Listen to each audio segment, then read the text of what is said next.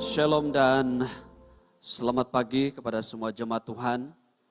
Terima kasih karena hadir dalam ibadah pada hari ini, juga untuk jemaat Tuhan yang sedang mengikuti ibadah ini secara online.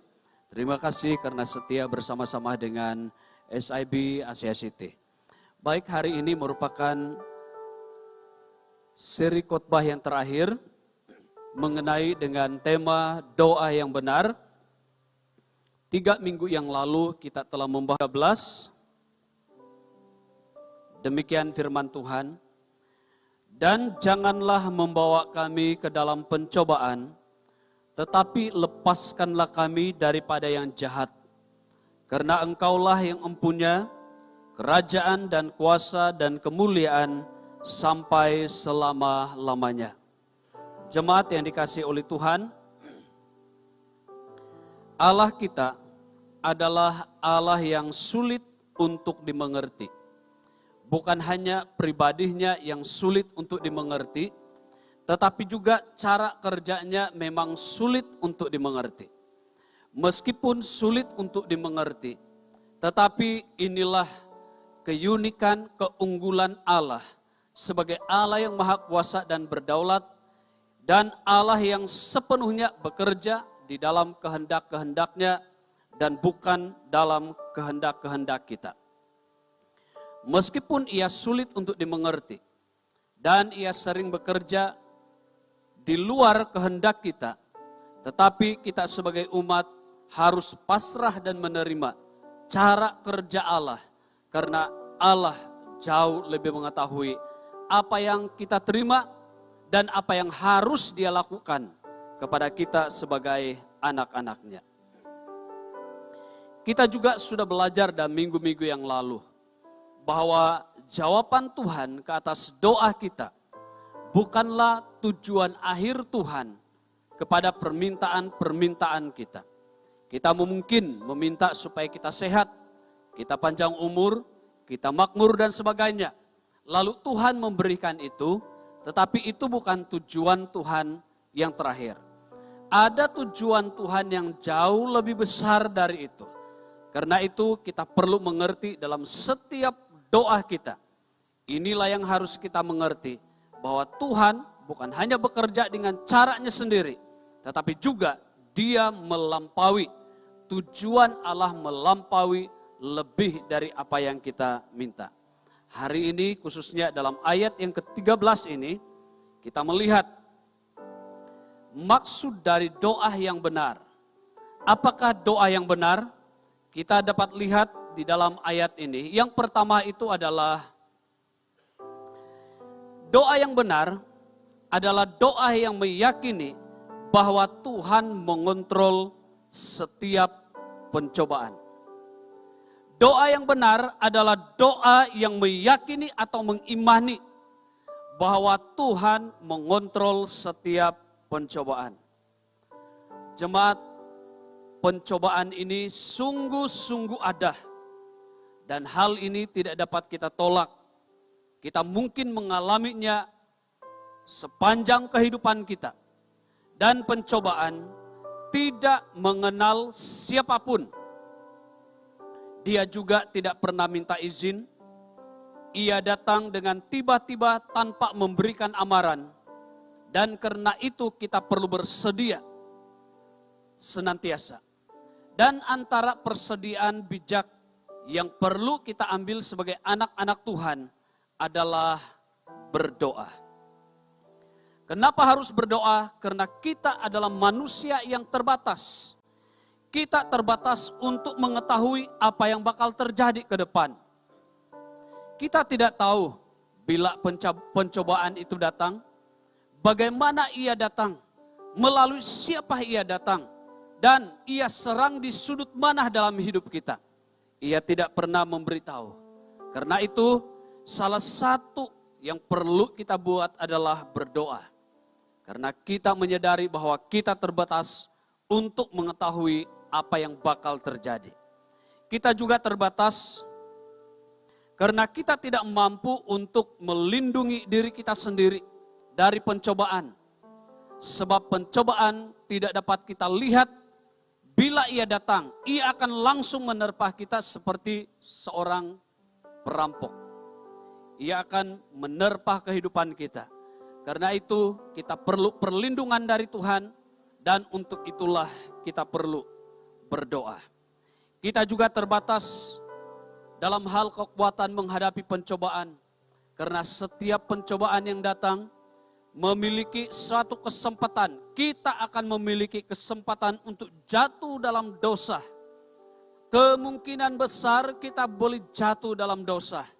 Karena itu dalam keterbatasan kita ini, kita perlu untuk berdoa pada Tuhan. Supaya Tuhan memberikan kita kekuatan. Salah satu sebab kita berdoa, kalau kita lihat ini dari perspektif pragmatik. Kalau kita lihat ini dari perspektif pragmatik, salah satu sebab kita berdoa adalah karena kita dalam pencobaan. Atau karena kita dalam masalah. Meskipun ini bukanlah tujuan yang sesungguhnya kita berdoa. Karena tanpa masalah pun kita harus berdoa. Tetapi kalau kita lihat dari segi kepentingan kita, maka kita berdoa, salah satu sebabnya itu adalah karena kita dalam masalah. Tetapi kalau kita melihat dalam perspektif yang jauh lebih dalam, kita berdoa bukan karena kita dalam masalah. Tetapi kita berdoa karena kita meyakini bahwa Tuhan mengontrol masalah. Tuhan mengontrol pencobaan. Andai kata kita tidak meyakini Tuhan mengontrol pencobaan, Tuhan tidak berkuasa ke atas masalah kita, maka kita tidak akan pernah berdoa. Kenapa kita perlu berdoa pada Tuhan? Karena kita meyakini bahwa Tuhan di atas segala masalah, Tuhan di atas segala pencobaan.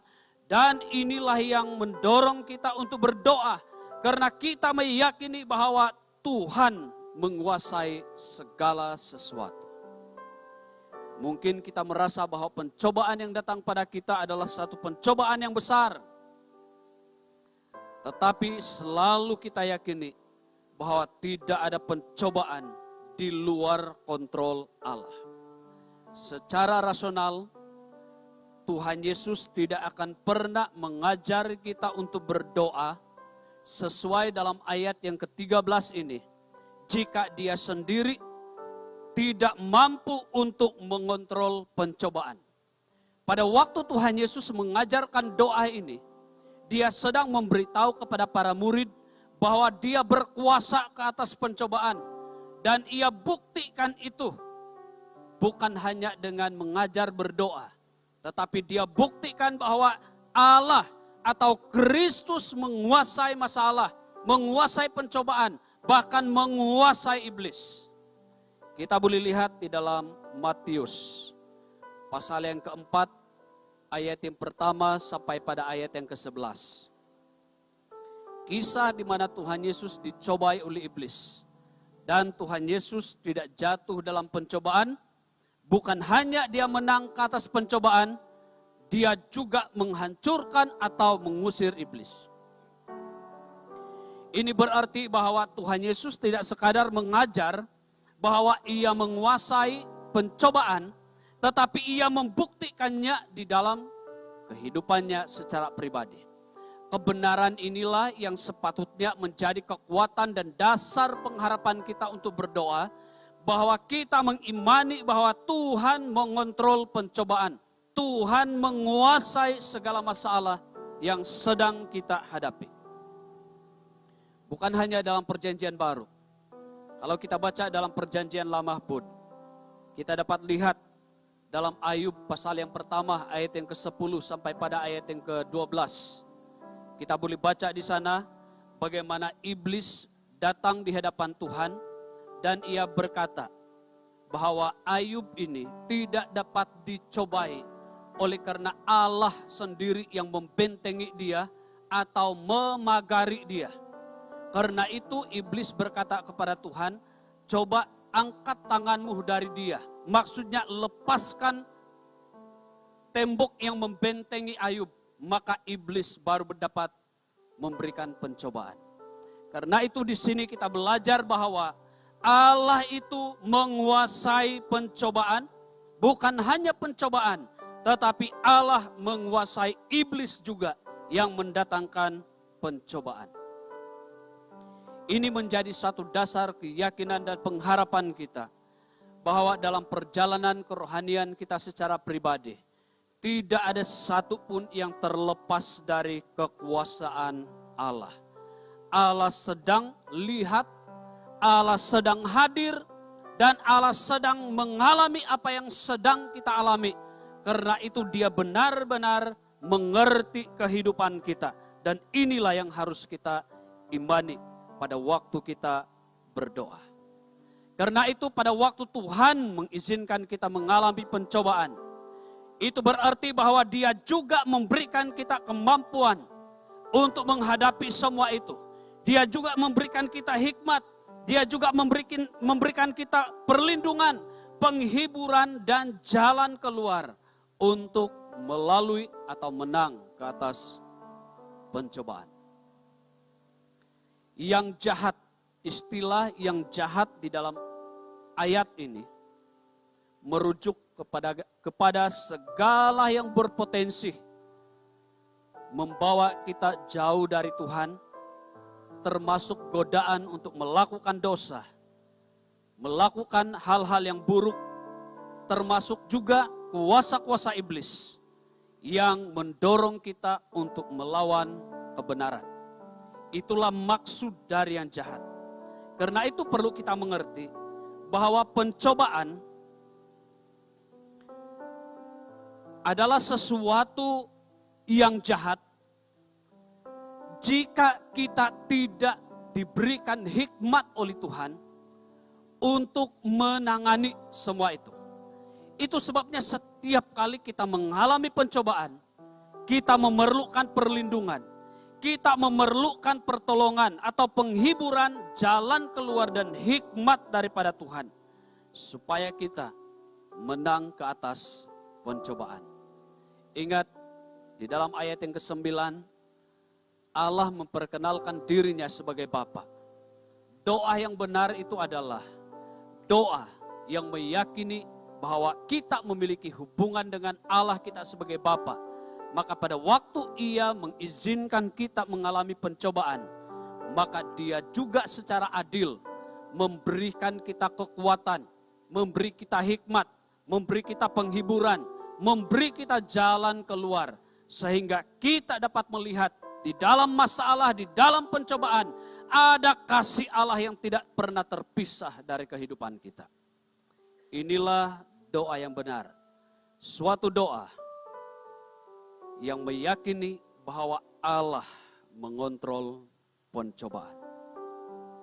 Yang kedua, doa yang benar adalah doa yang meyakini Allah tetap bermaksud baik dalam segala sesuatu. Mari kita tanamkan ini dalam hati kita. Kita yakini ini sebagai satu dasar kekuatan kita untuk menghadapi apapun pergumulan kehidupan kita. Kita meyakini bahwa Allah tetap bermaksud baik dalam segala sesuatu. Sama ada yang baik yang kita terima, sama ada yang buruk yang kita terima. Allah memiliki maksud yang baik dalam segala sesuatu. Meskipun maksudnya itu mungkin tidak dapat diterima oleh pemikiran kita secara manusia, tidak dapat dilihat oleh mata jasmani kita, tetapi mata rohani kita tetap berkata, dalam segala sesuatu Allah tetap bermaksud baik. Pencobaan di dalam ayat ini dari bahasa Yunani perazo atau perasmos, yang bermaksud menguji ketahanan, menguji kesetiaan kita. Dan ini merupakan satu keharusan yang harus kita lalui. Karena ini akan membawa kita semakin bertumbuh dalam kekuatan dan ketekunan di hadapan Tuhan.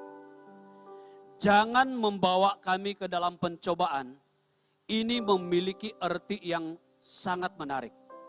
Kalau kita tidak mengerti frasa ini, maka kita akan mulai berpikir bahwa Allah itu adalah Allah yang jahat karena Dia membawa kita ke dalam pencobaan. Dia membiarkan kita mengalami pencobaan. Tetapi maksud sebenar dari jangan membawa kami ke dalam pencobaan, maksudnya adalah jangan membiarkan kami melalui pencobaan sendirian. Karena itu kita tidak menolak pencobaan yang datang pada kita. Kita hanya boleh minta belas kasihan, kalau boleh jangan. Tapi kalau memang Tuhan izinkan, kita harus hadapi itu dengan hikmat kekuatan daripada Allah. Dan minta supaya jangan melebihi kekuatan kita. Lagi pula dalam 1 Korintus pasal 10 ayat yang ke-13 berkata, Allah memberikan pencobaan tidak melampaui kekuatan kita. Pada waktu kita mengalami pencobaan, Allah memberikan kekuatan dan jalan keluar. Karena itulah doa kita. Maksud jangan membawa kami ke dalam pencobaan tidak berarti kita menolak jika memang Tuhan izinkan. Tetapi kita berdoa supaya jangan sampai ini melampaui kemampuan kita. Maksud kedua adalah jangan membiarkan pencobaan itu melebihi kekuatan kita. Jemaat yang dikasihi oleh Tuhan, seperti yang saya katakan tadi, Allah kita itu jauh lebih mengerti siapa kita. Pada waktu Dia mengizinkan kita untuk melalui pencobaan, maka Dia juga hadir dalam pencobaan itu serta memberikan kita kekuatan untuk menanggung semuanya itu. Dan kita harus mengerti pencobaan pada dasarnya bukanlah sebuah kejahatan. Karena kejahatan dan pencobaan itu dua hal yang berbeza. Sekali lagi, pencobaan dan kejahatan meskipun ada hubungannya, tetapi ia adalah dua hal yang berbeza. Kita boleh mengalami pencobaan, tapi jangan melakukan kejahatan.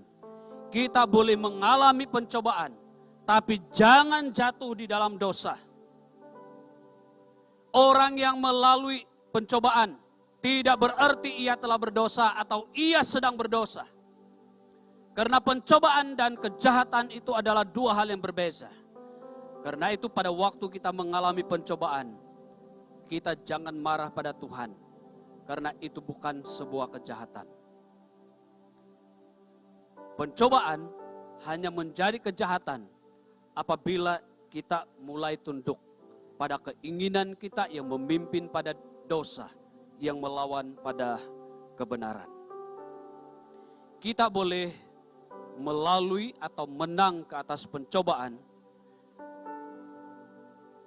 tidak jatuh dalam kejahatan dengan beberapa alasan. Pertama, karena Allah mengizinkan pencobaan itu tidak melampaui kekuatan kita dalam 1 Korintus 10 ayat 13 tadi. Alasan yang kedua itu adalah karena kita memiliki Roh Kudus. Roh Kudus itu adalah hikmat kita yang membimbing kita untuk membuat pilihan apa yang harus kita lakukan di dalam kehidupan kita. Dan ia juga yang membimbing kita untuk menemukan jalan keluar. Kita boleh baca di dalam Roma pasal yang kelima ayat yang kelima dan juga pasal yang ke-15 ayat yang ke-13. Orang percaya sudah memiliki Roh Allah di dalam dirinya. Karena itu orang percaya memiliki kekuatan untuk melawan pencobaan sehingga ia tidak akan jatuh dan melakukan kejahatan. Di dalam diri orang percaya, kita mengalami pencobaan atau Tuhan izinkan kita mengalami pencobaan. Sebab itu adalah kesempatan yang khusus bagi kita untuk bertumbuh dalam kesetiaan dan ketekunan. Dan melalui ketekunan inilah maka mata rohani kita akan semakin hari semakin terbuka. Sehingga kita semakin hari semakin jelas melihat pengharapan yang disediakan oleh Allah di hadapan kita. Kita boleh baca dalam Yakobus pasal yang pertama ayat yang ketiga dan sampai pada ayat yang keempat. Yakobus berkata bahwa pencobaan yang kita alami membuat kita bertumbuh dalam kesetiaan dan ketekunan.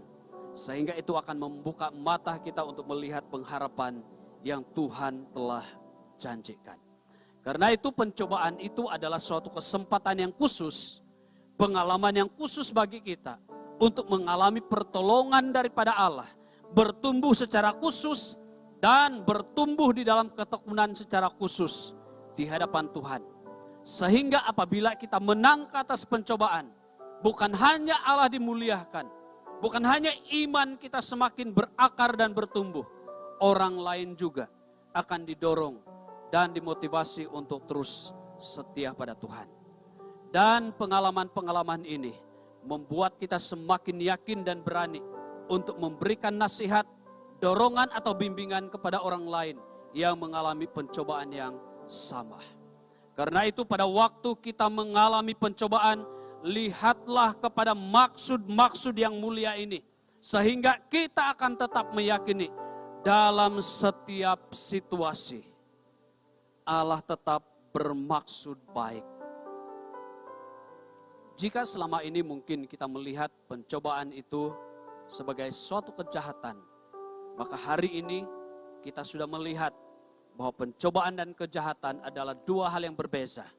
Sehingga pada waktu kita mengalami pencobaan, kita tidak akan melihat itu sebagai kejahatan. Tetapi ia adalah satu cara Allah untuk membangun iman kita.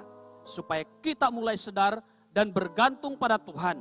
Dan segala bentuk keegoan kita ditundukkan pada kekuasaan Allah.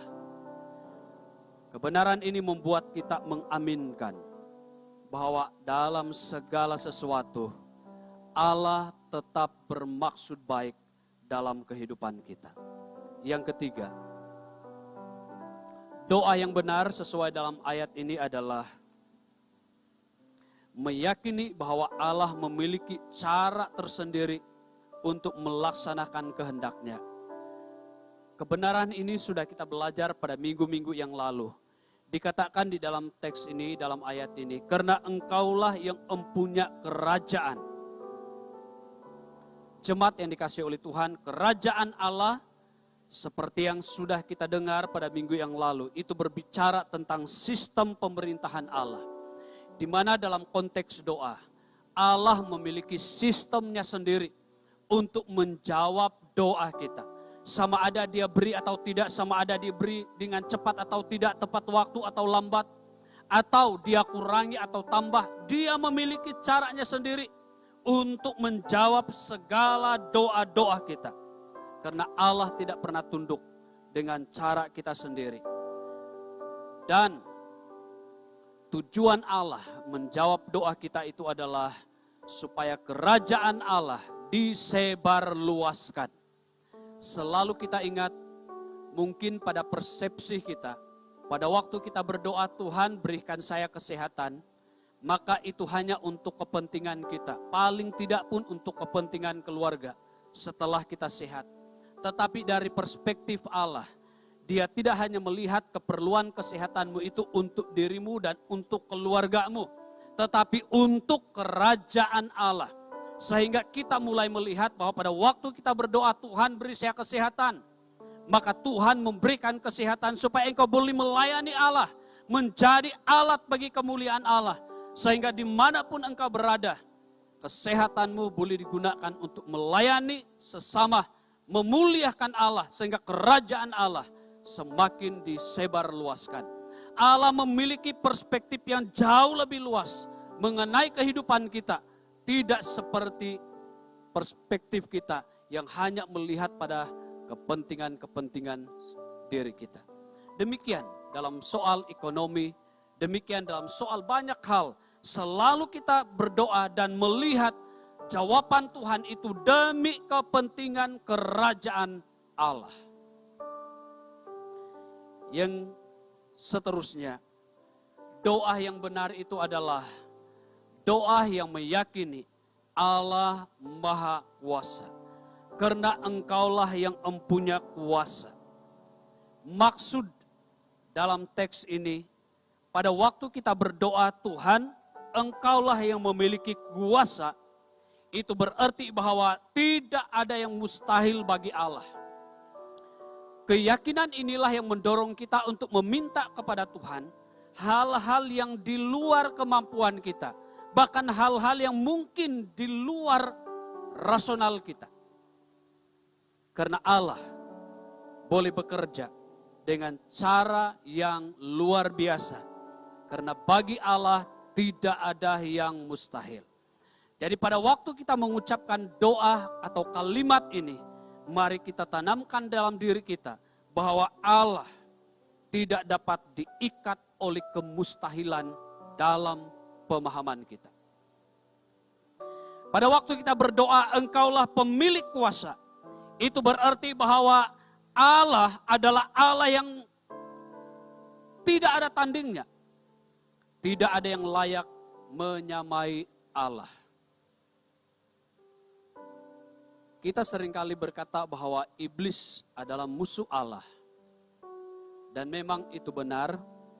Tetapi kalau kita melihat dari segi kemahakuasaan, iblis pun tidak layak menjadi musuh Allah. Sebab tidak ada yang layak untuk menandingi dan melawan Allah. Sebab kemahakuasaan yang tak terjangkau, tak terpikir oleh pemikiran kita. Sehingga Allah kita itu benar-benar Allah yang luar biasa. Bekerja dengan cara yang luar biasa. Sehingga orang yang terikat dengan kuasa iblis, dalam apapun ikatan, mampu dilepaskan oleh Tuhan dengan cara yang luar biasa. Karena bagi Allah tidak ada yang mustahil. Pada waktu kita berkata, Tuhan, masalah ini besar. Tapi kita meyakini bahwa tidak ada yang mustahil bagi Allah. Pada waktu kita berkata, Engkaulah empunya kuasa. Itu berarti bahwa kuasa itu adalah hak milik Allah. Dan karena Dia memiliki kuasa yang luar biasa, yang tak tertandingi, maka Dia memiliki kuasa penentu di atas segala sesuatu. Termasuklah perjalanan kehidupan kita pun tidak terlepas dari kendali Allah sendiri. Inilah yang harus kita tanam pada waktu kita berkata, Tuhan, Engkau adalah Allah yang berkuasa. Yang terakhir dalam ayat ini, Engkau adalah Allah yang punya kerajaan dan kuasa dan kemuliaan. Kalimat terakhir dalam doa yang diajarkan oleh Tuhan Yesus di sini. Doa yang benar adalah meyakini bahwa tujuan akhir dari semua hasil doa kita adalah untuk kemuliaan Tuhan. Kalau kita berdoa untuk minta apapun dalam hidup kita, kalau sekadar kita berpikir dan meminta hanya sejauh untuk kepentingan kita, maka kita sedang berdosa. Oleh karena kita sedang bersikap tamak dan sombong karena kita tidak mengerti dari jawaban-jawaban Allah. Kita boleh disesatkan oleh jawaban yang Tuhan beri jika kita tidak mengerti kebenaran ini. Segala tujuan dari semua jawaban Tuhan itu adalah untuk kemuliaan Allah. Jemaat, Allah menjawab doa kita. Tujuannya yang tertinggi, terutama adalah agar Dia dimuliakan. Dia menjawab doa kita karena itu adalah kehendak-Nya. Dan kehendak-Nya itu adalah agar Dia sendiri sahaja yang dimuliakan, bukan siapa-siapa. Kita harus mengerti juga bahwa hasil doa kita tidak menambah kemuliaan Tuhan. Sebab kemuliaan Tuhan tidak pernah dikurangi oleh siapapun. Dan kemuliaan Tuhan tidak pernah ditambah oleh siapapun atau bagaimanapun. Kemuliaan Allah tidak dipengaruhi oleh apapun. Dia tetap mulia dalam apapun situasi.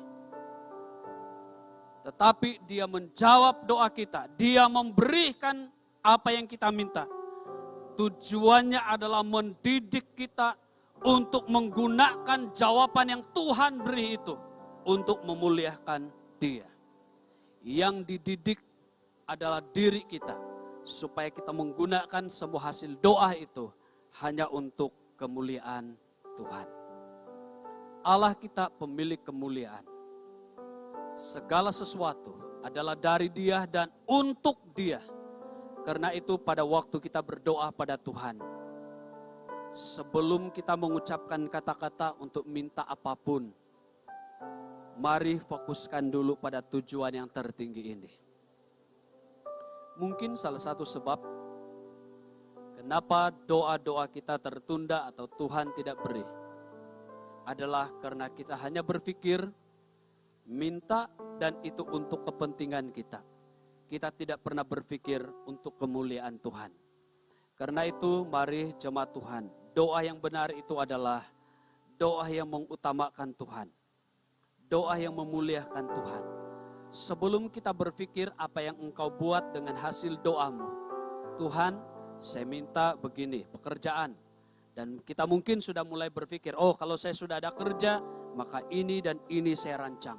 Sebelum engkau memikirkan apa yang engkau buat dari hasil doa itu, tetapkan dulu hatimu untuk memuliakan Tuhan. Sehingga yang pertama, Tuhan, kalau engkau beri saya pekerjaan, suatu hal yang tidak dapat diganti oleh apapun adalah saya memuliakan Tuhan. Saya mau memuliakan Tuhan. Ini yang harus kita tanamkan dalam diri kita. Sehingga pada waktu Tuhan menjawab doa kita, maka kita akan terus-menerus diingatkan supaya jangan hasil doa itu yang menjadi godaan bagi kita untuk menjatuhkan, memisahkan kita dari Tuhan.